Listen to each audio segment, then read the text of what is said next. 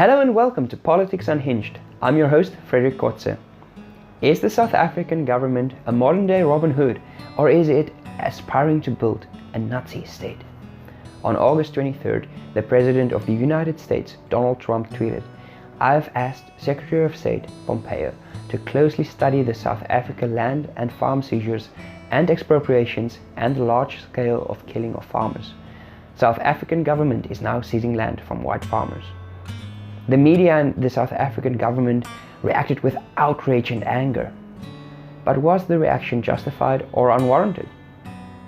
What is the situation in South Africa and why should it concern you? Let's delve deeper. The governing ANC party, the party of Nelson Mandela, is resolute on amending the South African constitution in order to allow for government to expropriate land without compensation. Expropriation without compensation is the proposed practice through which government takes away land, especially farming land, from its legal occupants and redistributes it to previously dispossessed people and communities, effectively doing away with the constitutional provisions guaranteeing property rights. This is done under the guise of correcting past injustices and giving people access to wealth. Land is a very sensitive and emotional topic for discussion in South Africa. Yet, in a study done by the South African Institute for Race Relations in 2017, only 1% of respondents, down from 2% the previous year, viewed land as a priority issue, despite the relative unimportance of land compared to that of education, employment, and crime prevention. This issue has dominated South African politics in 2018. By now you might be thinking that this policy is a last resort. Well, the truth is the ANC government in South Africa has been working on these issues since coming to power in 1994. Back then they resolved to transfer 30% of white-owned commercial farming land to previously disadvantaged people by 2030. This was to be done through a process of land restitution and land reform, based on the principle of willing seller, willing buyer. Forward 23 years, and in November of 2017, an independent land audit revealed that previously disadvantaged people now possess 26.7% of farming land as opposed to the 14.9% held in 1994. This is despite the fact that on average 5% and more of white-owned land are available on the market each year. In the course of the past 24 years, the ANC government acquired 2.8 billion hectares of land at 20.5 billion rands, as opposed to the free market that transferred almost twice as much land to black owners in the same period. Not only has the ANC government been grossly inefficient at transferring land to black farmers, they spent almost twice as much as free market at acquiring the land. More than a decade remains to achieve the target of transferring 30% of farming land to black owners, with 26% already transferred, keeping in mind that on average 5% and more of white-owned farming land is up for sale at any given time, and that the government budget for land reform and restitution rarely exceeds 1% of the total national budget per year. It is difficult to understand the need to expropriate land without compensation. Just exactly what is the ANC then trying to achieve? According to Cyril Ramaphosa, President of the ANC and of South Africa, expropriation without compensation is a necessary tool to restore the dignity of dispossessed people, mend the racial divides in the country, and eradicate the unrelenting levels of poverty. In the words of Ramaphosa, this will be done in the interest of our people. It should be asked, just who exactly constitutes our people, since he made this statement in his capacity as head of government and state. Amending the constitution will enable government to accelerate land reform within the framework of the law, a very important requirement and guarantee to foreign governments and institutions such as the United Kingdom and the International Monetary Fund. As such, land invasion and illegal occupation of land will not be tolerated, Ramaphosa said. However, opponents of expropriation without compensation ask one very important question: what backs up this lip service to South Africa and investors? After all, there are many examples where this policy ended in failure. South Africans by and large point to their neighboring country, Zimbabwe. Back in 2000, the government of then President Robert Mugabe forcibly removed white farmers from their farms.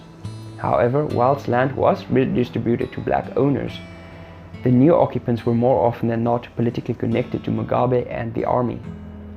Moreover, because of the total disregard for property rights and the violations of other human rights enshrined in the UN Charter, the Zimbabwean economy collapsed. Hyperinflation, unemployment levels of 90%, hunger, poverty and rampant corruption made life in Zimbabwe a living hell. In the past 70 years since African countries became independent, this approach has been tried by many of them, each time at the expense of their citizens. More recently, this has been tried in Venezuela, South America, and need I say more. The ANC government is walking a tightrope in holding on to power in the 2019 national elections. In government since 1994, the ANC has seen its support dwindle in recent elections.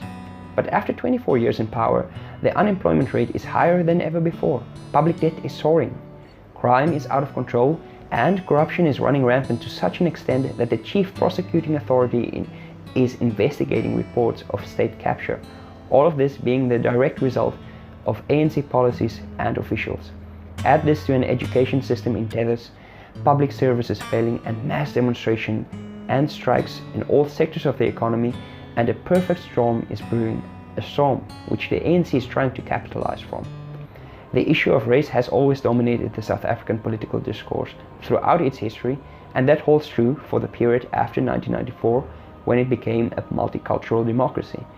Despite South Africa boasting Africa's third biggest and most diversified economy, the country is ranked as the world's most unequal country in terms of wealth and income distribution. These disparities are often notable along racial lines. The agricultural sector has seen a significant increase in its contribution to the South African GDP since 1994, despite the fact that the number of commercial farmers has almost halved in the same period. And whilst this would be good news if just taken on face value, these statistics don't reflect increasing levels of mechanization and the fact that South Africa's industrial and services sectors have shown no significant growth. Indeed, the South African economy is showing signs of shrinking. Amidst all the stress this is putting on the populace, the issue of wealth and income disparities along racial lines has become a source of heated debate in South African politics. White commercial farmers own the majority of farming land in South Africa. In a society where ownership of land is viewed as the possession of wealth, it comes as no surprise that white farmers would become the scapegoats for wealth disparity along racial lines. This idea that land was stolen by white farmers has been promoted by fascist parties such as the Economic Freedom Fighters and the Black First Land First movement. These parties are kingmakers on the South African political scene and often threaten violence in their quest to take land from the white colonialist. The white colonialist being the white farmers who's been farming these lands since before the United States became a country. It is fair to say that the white farmers and the white minority population in South Africa know no other home than South Africa after almost 400 years living there. The fact that on average 80% of farms transferred to black owners fail is not even acknowledged. These farms fail due to a number of factors, the most notable being government not handing the new owners the title deeds to the land, which is essentially applying for a loan, government not helping the new farmers transition by providing training, and the lack of equipment on the transferred farms. But the ANC, in fear of losing votes to fringe parties such as the EFF and BLF in next year's election, cannot acknowledge these facts, nor can they acknowledge whites as being equal to the blacks under law. So the foundations of a Nazi state are being laid. Too harsh of a statement to make? Consider the following. By considering amending the constitution of South Africa, the ANC demonstrates that it does not believe in the supremacy thereof. If they succeed in changing the constitution, the government will be operating within the framework of the law to arbitrarily expropriate land from white farmers. The ANC is demonstrating its disdain for white farmers by directly and indirectly accusing them of theft and making them the scapegoat. Just like Nazi Germany, the government will be a law unto itself. Just like Nazi Germany, the state dictates societal structures and regiments the masses in accordance of its will. Just like Nazi Germany, the racial minority is designated as the root of all evil and troubles, and thus are deemed to be the other. Just like in Nazi Germany, the government is turning a blind eye to the persecution of the minority. The attack of farmers and their families have become a prevailing feature of farming in South Africa. These attacks are by and large distinguished by the brutality of the murders. Oftentimes, the farmers and their families are tortured in the most gruesome of manners. Women and children are often subjected to rape. The horror of farm murders are not reported in police reports. Moreover, the torture methods are reminiscent of those used by the ANC in their rehabilitation camps during the movement's period of exile.